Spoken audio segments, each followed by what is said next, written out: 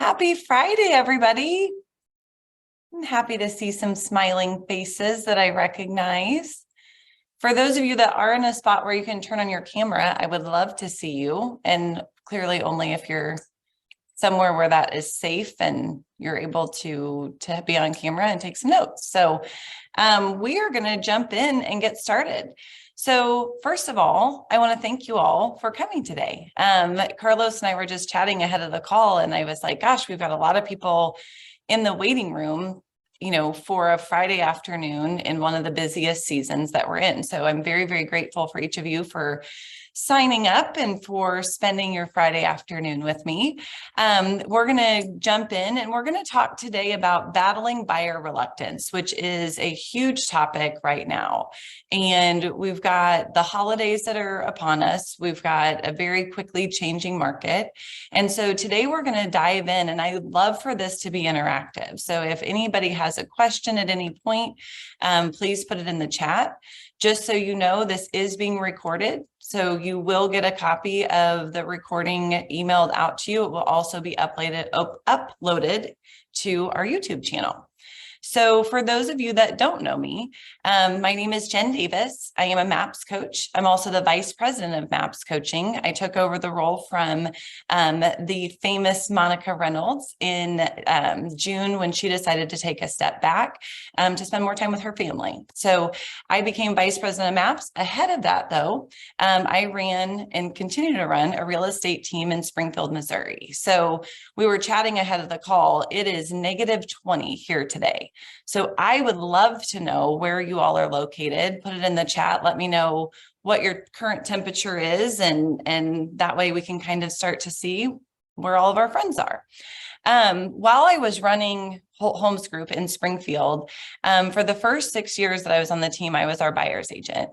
And I developed a team within a team model. And so what that means is I ran our buy side the same way a rainmaker would run a team. I first added on some administrative help. Then I added on some inside sales agents. So an inside sales agent is someone that helps you lead generate. They help you build out your pipeline. They help you follow up with your pipeline. And so then I added showing agents. And when I was running with our full team, we were consistently selling 225 buy sides per year. So we were 50% of our team's production. And then now our buy side this year will be, I think they'll close somewhere around 265, 270 units. And I'm no longer in production. So I'm excited to talk to everyone today. Most of you that know me know that I love the buy side. I absolutely love it. I love everything about it. I love buyer agents. I love buyers, whether they're crazy or not. I love to have conversations around how we help people purchase a home. It's a big deal to get to work with buyers. It's a big deal. And we get to set the tone for the relationship that a buyer is going to have with that home that they purchase. And what I mean by that is when we come in and we're their fiduciary or we're their expert of choice, right? When we come in and we partner with them to help them buy a home, we have the ability for them to have a great experience that they feel very confident in. And so I love talking all about buyers. So we're going to jump into this and then we'll get into some Q&A hopefully at the end, as long as I don't talk too much. What is buyer reluctance?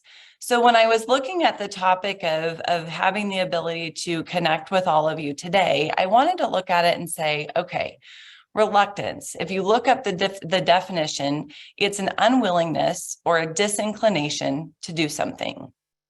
And I thought, okay, a synonym for buyer reluctance could be buyer hesitation. Hesitation is the act of pausing before doing or saying something. And I like the idea of that hesitance maybe doesn't have the same negative connotation that reluctance has. So when we lean into this topic today, I really want to lean into why are buyers hesitating? What's causing the hesitation, and how can we help them move forward? Now, you're going to hear today when we talk about it, when I say, how's a buyer going to move forward? I want it to be the best path for the buyer, whether that's what they buy right now or they buy in the future. Either way, I want to be their real estate agent. Either way, I want to help them purchase a home, whether that's now, 6 months from now, 18 months from now, or 5 years from now. So I've got to know what is causing them to hesitate. Where does the reluctance lie? And then how do we help them move forward? So if I look at how overcoming buyer reluctance, one of the things that we've got to understand is we've got to be able to isolate an objection. So anybody that has taken any of our MAPS programs, you're going to talk, a lot of the coaches talk about objection handling, right? They talk about isolating that objection. And so when we look at isolating the objection, it's digging in with enough questions and the right questions to determine what's going on with a buyer, what's going on in their minds, what's going on maybe in their environment that could cause that pause or that hesitation. And so we're going to get into, and Carlos has put some QR codes on one of the later slides in our slide deck that's going to give you an example of just how you would begin to start role playing some of the conversations that we're hearing right now. So I want to ask questions to identify the source of concern. If a home buyer says to me, right now, gosh, Jen, I just don't want to move forward right now because of the holidays. I'm just going to wait until spring. My initial reaction isn't to talk them out of that they should buy during the holidays. My initial reaction needs to be, what about the holidays is causing them to wait? Is it that they're so busy that they don't have time to shop for a home and move forward? Or is it a belief that potentially they have around the market? And so when I ask the question to a buyer, Mr. and Mrs. Buyer, I completely understand wanting to wait around the holidays. May I ask, what about the holidays for you is important to wait until after? If they say, gosh, and I just want to wait until spring, I get that. It's easier to move in the spring, right? We just all put our temperatures in here. We've got snow, it's -20.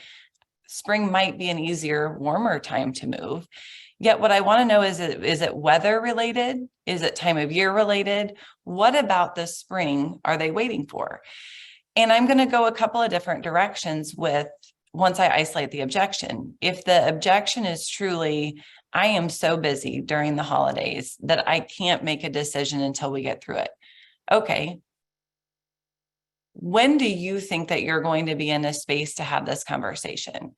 Because what I want to do is I want to make sure that you get the opportunity to take advantage of the market that we're in. The market that we're in right now is the first opportunity that buyers have had in several years to make a really good purchase and have the ability to negotiate with the seller. And I don't want you to wait until spring if we can take advantage of it now. When would be a good time for you to meet so that we can chat about what our options are so that I can make sure to help you find the best house at the best price in the shortest amount of time possible? I'm not in any hurry, yet I want to make sure that you get to take advantage of the market that we're in. So we're just constantly asking questions. For some of you that were on, I did a webinar a couple of weeks ago. I talked a lot about conversion. Conversion is the highest level skill that an agent is, that's the desire, right? What's our conversion rate? How many people do we need to meet to get an agreement signed? How many people, once they sign an agreement, will go under contract with us and then eventually close? The number one way to determine what your conversion rate is by the quality of the questions that you ask. There's a book that I've read multiple times, and it's called The 7 Powers of Questions. And it gets you in the mindset of, how do I ask questions? Based on the questions that I ask, how am I going to be perceived? How comfortable can I make someone? And how quickly can I get to the source of the concern? So when I'm talking with buyers, and we've all been there, right? That we're working with a buyer and we're very quickly identifying what's that buyer's personality type. Is this buyer someone that's super analytical? They want to know all of the data that's driving what's happening in the market right now? Or is this buyer potentially more emotion-based and maybe will relate better to a story? What I like to do is when I am meeting with a buyer, I want to make sure that I've got the ability to connect with them regardless of personality type. So I am someone that's numbers driven, and I can totally geek out over what's happening in the market right now, right? I can give you our average days on market. I can give you list to sales price. I can give you absorption rate. I can give you month supply of inventory. I can even tell you median sales price. Yet if you're a buyer and that's the first thing that I come to you with, and you are someone that doesn't like numbers, or I don't explain them properly, that actually can work against us. The number one question we all want someone to ask us is, hey, Jen, what's the real estate market like?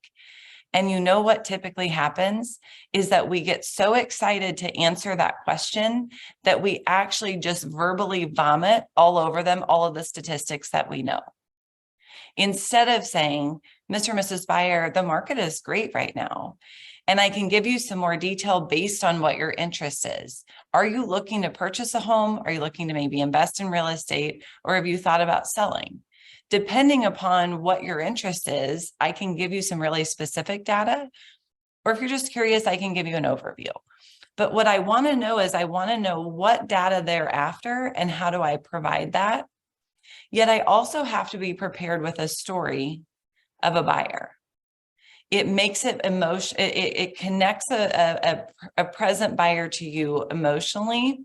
If you can bring in the story of a buyer having success in the past or having failed in the past based on what the objection is. So if someone says to me, oh gosh, Jen, I don't want to, it's the 23rd of December. I don't want to go take a look at a house. I don't want to buy right now. If I knew their motivation was to be in a home by the beginning of February, then I might be able to question that. And I may say, Mr. and Mrs. Buyer, my understanding was that we wanted to be in a home by the beginning of February. And this property just hit the market. And I know that it's not ideal timing. I know that you have a lot on your plate today. Yet my concern is, as long as we've been waiting for the right property to pop up, so have other buyers. And so if we don't have an opportunity or don't make the opportunity to go take a look at this house today, my concern is that it's not still going to be there Monday or Tuesday of next week. I had the same situation happen a year ago. I was helping Mr. and Mrs. Smith purchase a house. They decided that they didn't have the ability to look this time of year. It was it was the last week of the year, and they had a lot going on and they were enjoying being off, and the house hit the market and they thought, I'll just go look at it next week. By the time next week rolled around, the home was no longer available, and there actually wasn't another best fit for them that came on the market for another 2 to 3 weeks. And what happened is they missed the ideal timeline for them to move based on what their family's needs were.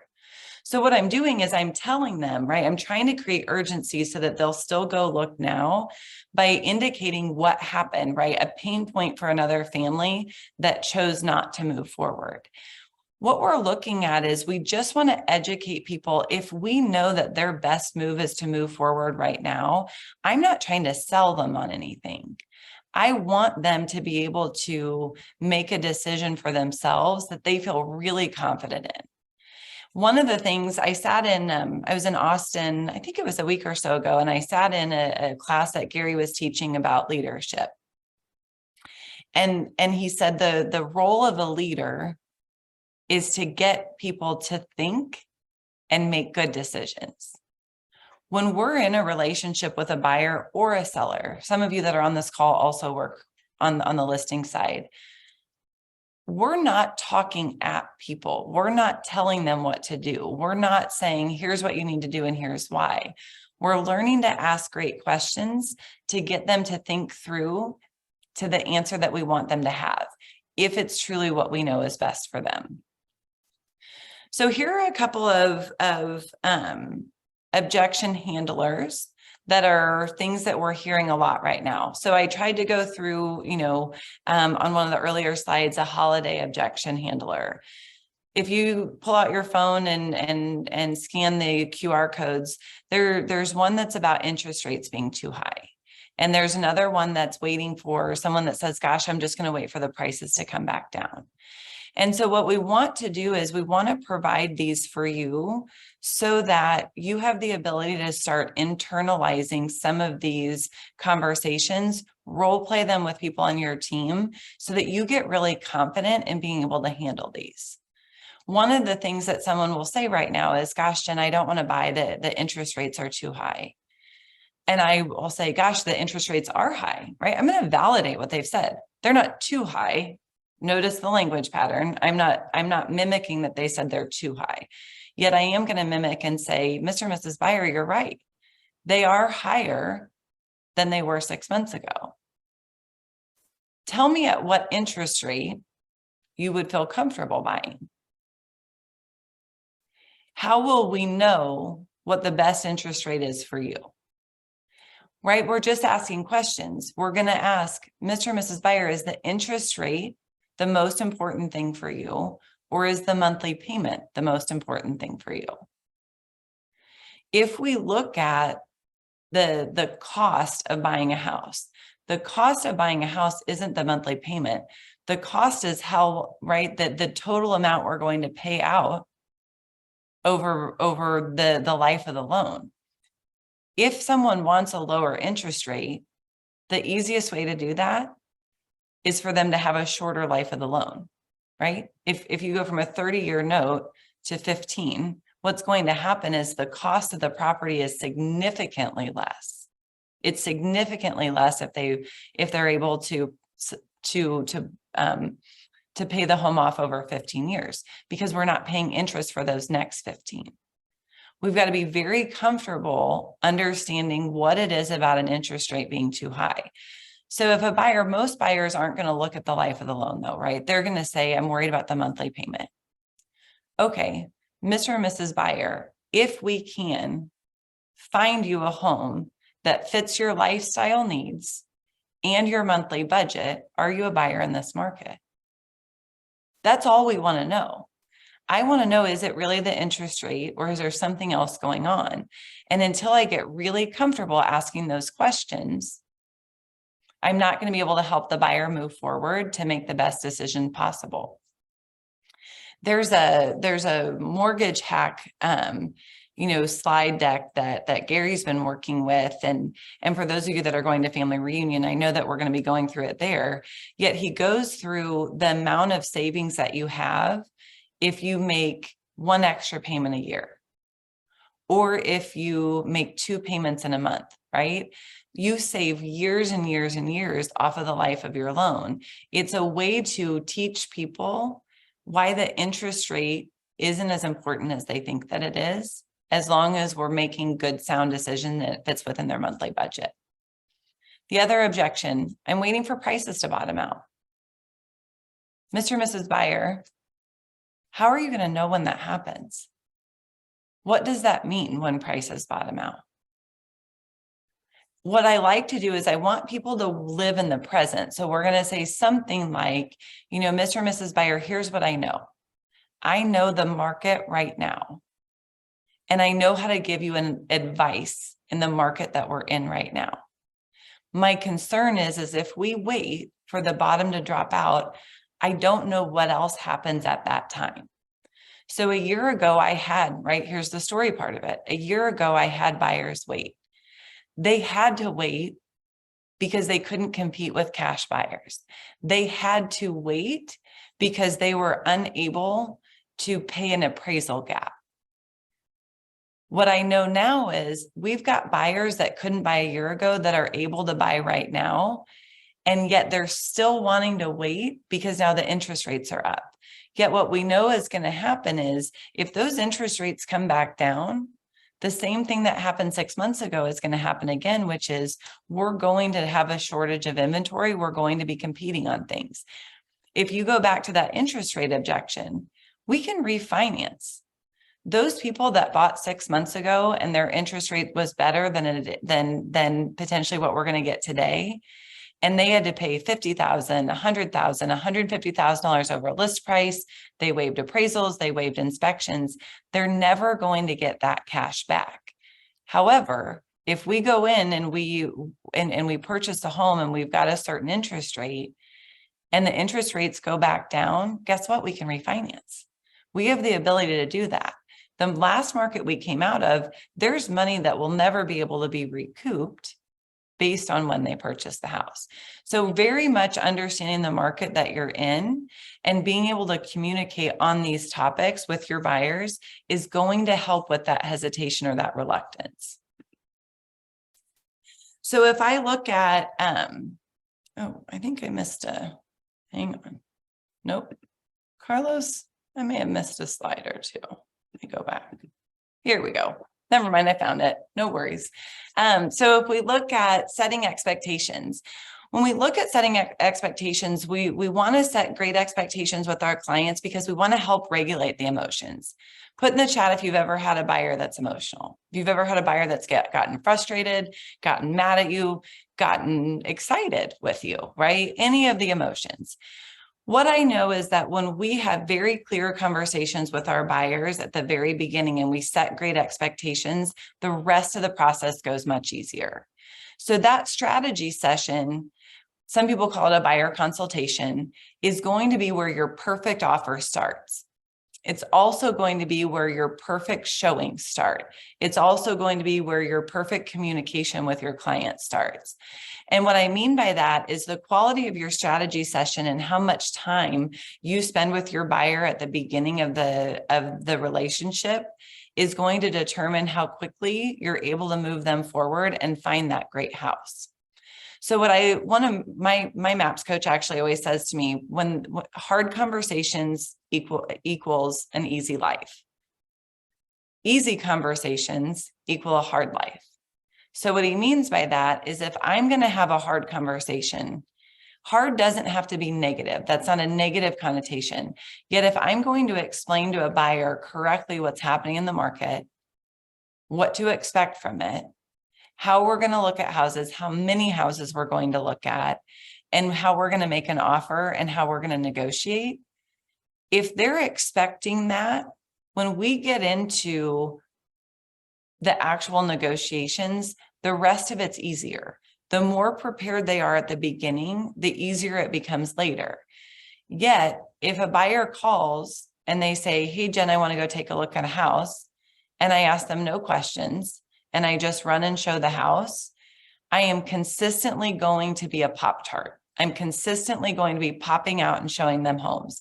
I'm not going to have a good feel for what it is that they're after. And what's going to eventually happen is they're going to doubt my ability to find them the perfect house. What we know is the more houses I show a buyer before they have an accepted offer, the less faith they have in me that they picked the right agent. So what we've got to be very comfortable in is asking these questions. When someone says that, what's that old myth? Buyers are liars. It's frustrating to me when someone says that about a buyer. Typically, that's an agent responsibility. We've not identified their motivation and or timeline in order to move them forward appropriately.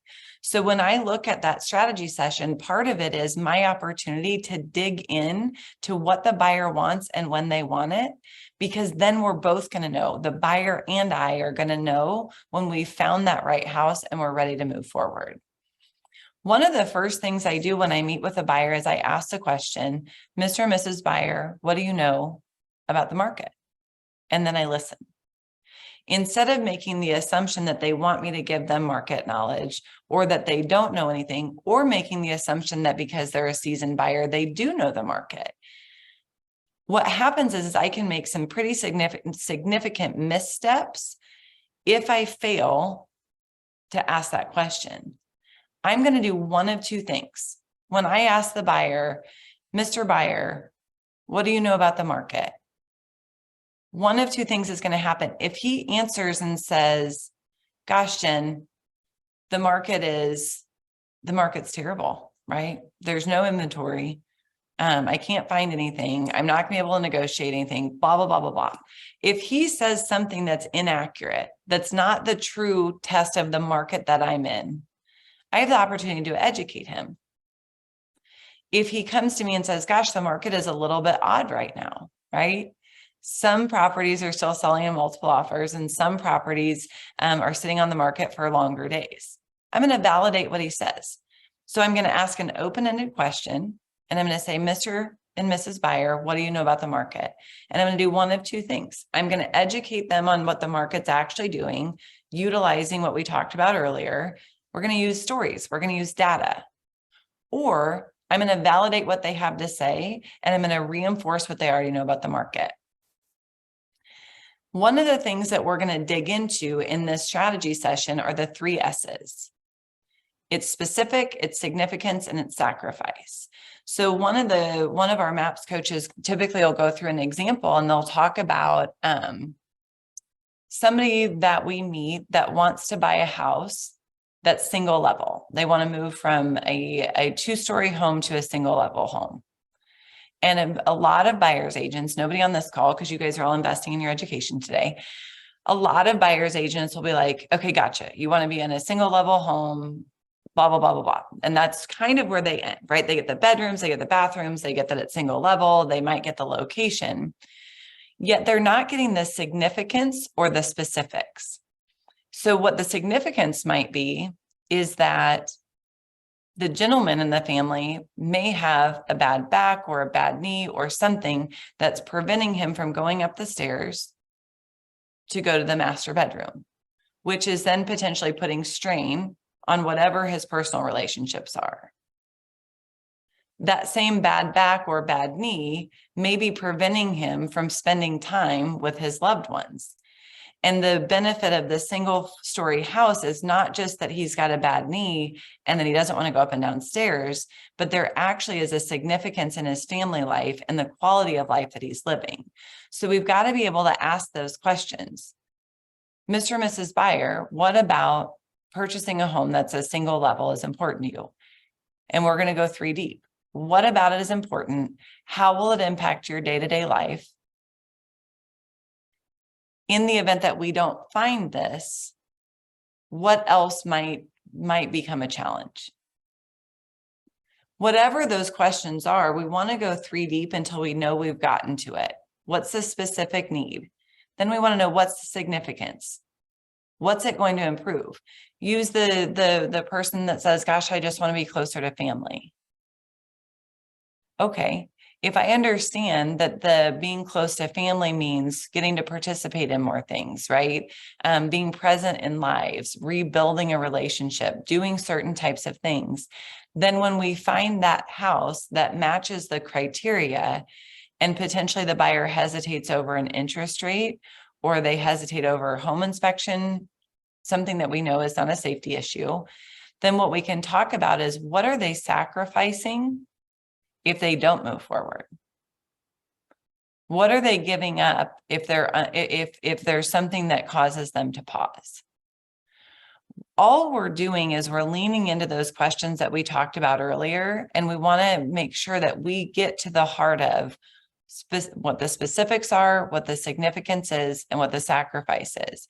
That sacrifice can go either way. What are they willing to sacrifice to get to where they want to be? Or what are they sacrificing by not moving forward? The next part of this is we want to make sure that when we've got buyers that are in our pipeline, and here's how a pipeline report is single-handedly the most important tool that a buyer agent can use.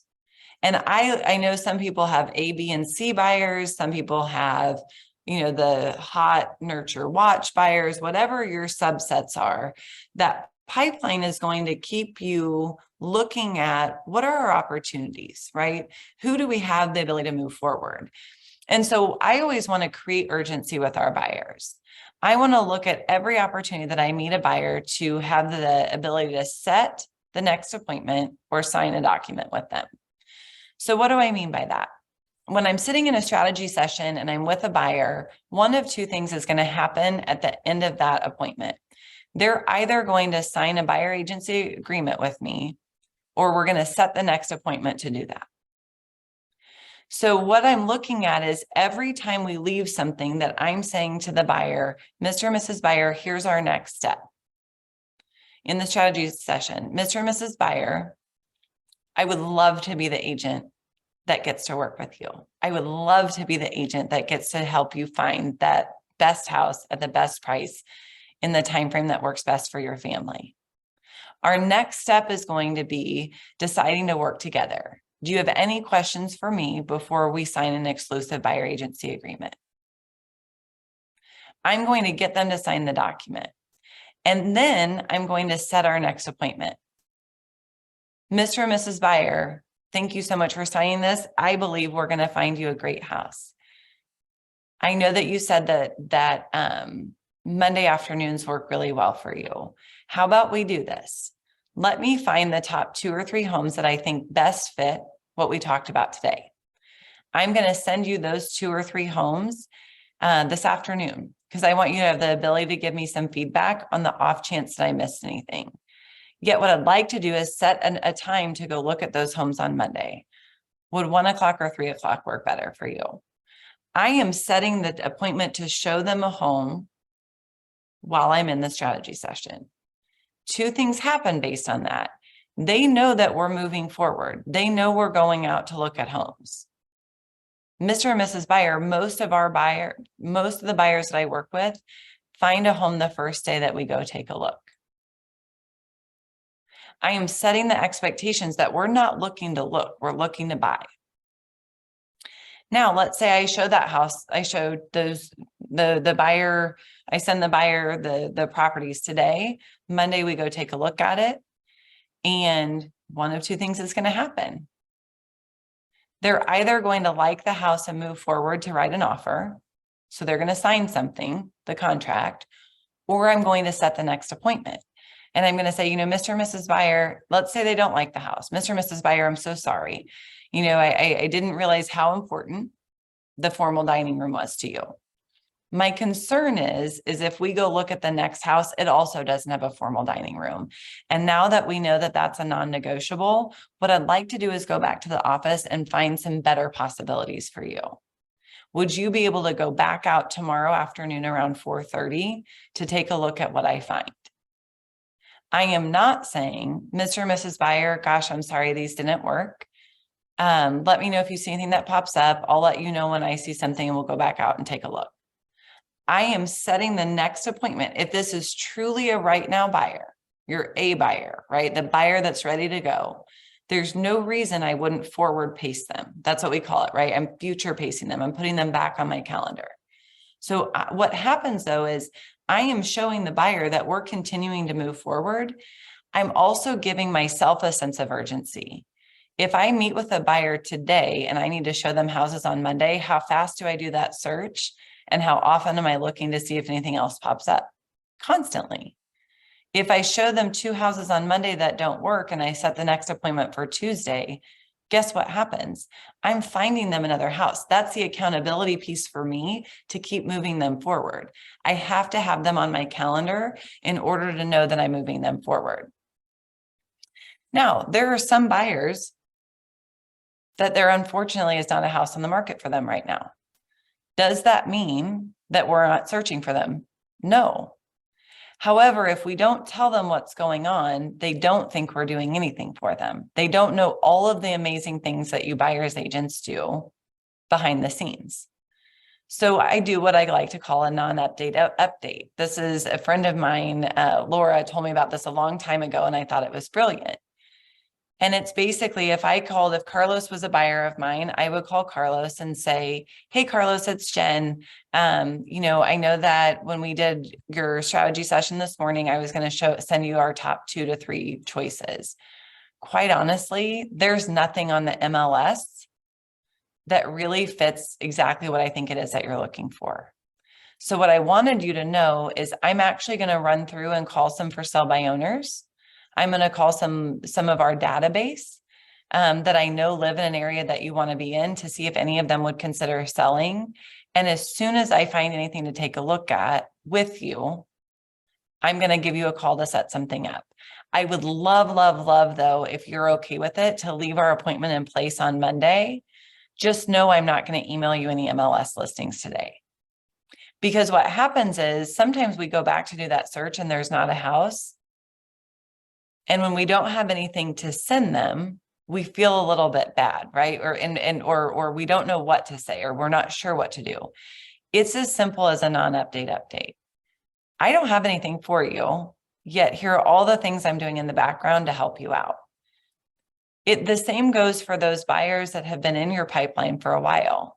If you're looking up today and you're like, gosh, I didn't set urgency with them. I've not forward paced them, right? I've not done a good job of getting the next appointment set. It's an easy call today. Hey, Carlos, it's Jen. I was just checking on you.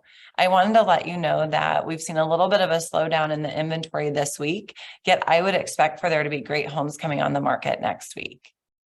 I'm thinking by Wednesday or Thursday of next week, we should have a couple of options to take a look at. And I wanted you to know that I'm looking at our database. I'm looking at for sale by owners. I'm looking at properties that maybe got pulled off the market that haven't sold. And I'd love the opportunity to show you a couple of homes next Wednesday or Thursday. You can do a non-update update with anybody that you're like, gosh, I've kind of dropped the ball on them. I need to get them excited again. Just call them. They want you to be excited. They want for you to help them out. So I'm going to pop in the chat if there are any questions. Let's see. Okay. I don't see any questions yet. If anyone has a question, okay, Jackie's got one. Any tips for cash buyers that are convinced the price of homes will continue to decrease come January and February? They prefer to wait. I love the sigh afterwards. So Jackie, our cash buyers, the thing that we want to understand with them is that most cash buyers think because they have cash that no other rules apply to them. And so what we've got to do is we've got to really dig in on why do they think that? So I hesitate to use the word why. I'm saying it to you, yet when you go in and meet with your buyers and they're cash buyers, try to avoid a why question. We don't want them to be defensive. Gary talks about authorship as ownership. So if I say to someone, why are you going to do that? And they list out all of those reasons, what ends up happening is they actually dig in their heels a little bit more. So what I might do is say, hey, Jackie, I've been thinking about you. And I know that you mentioned waiting until January or February to buy because you think the prices are going to continue to decrease. And I was just curious, when I'm looking at all of the data that I can see on my end, I've not seen any sign of values actually decreasing a whole lot. Do you have any articles or have you seen something somewhere that shows what's going to happen with values? And I just would listen. And then I would follow up with, here's what I found with some of my other investors and cash buyers. They're having a lot of success with some aged inventory. Instead of waiting for a new property to come on the market at a lower value and offer cash, what they're doing is we're looking at things that have been on the market 21 or more days. And what we're doing is we're actually sending out lower offers to those sellers before they take a price reduction.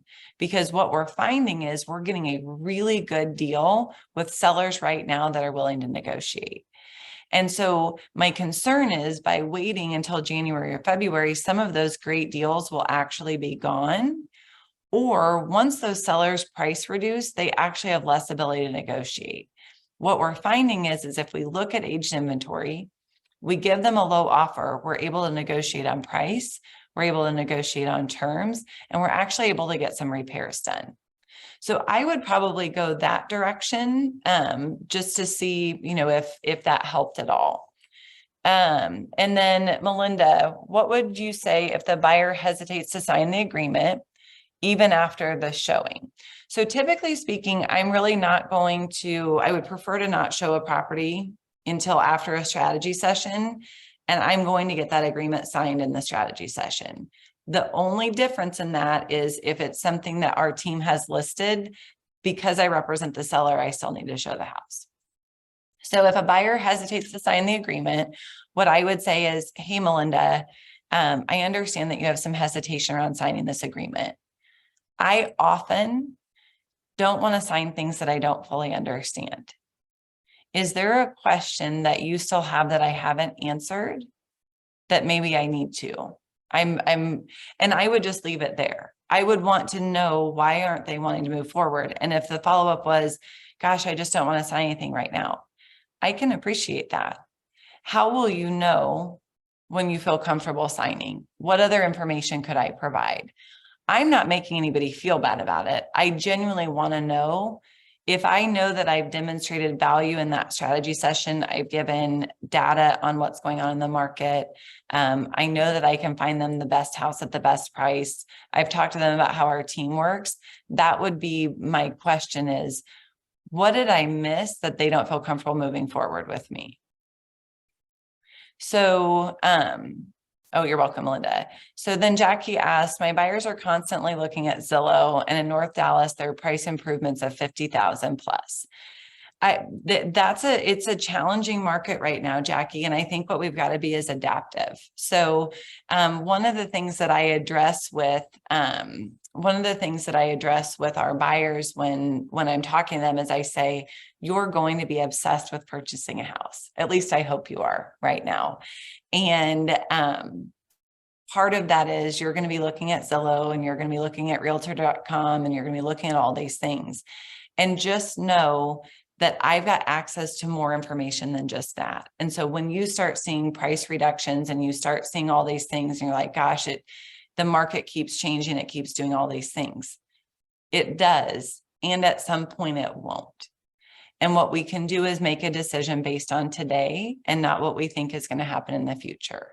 All we're trying to do is if we've done a great job in the strategy session and we've set the expectations correctly, typically speaking, a buyer that actually wants to buy right now will move forward.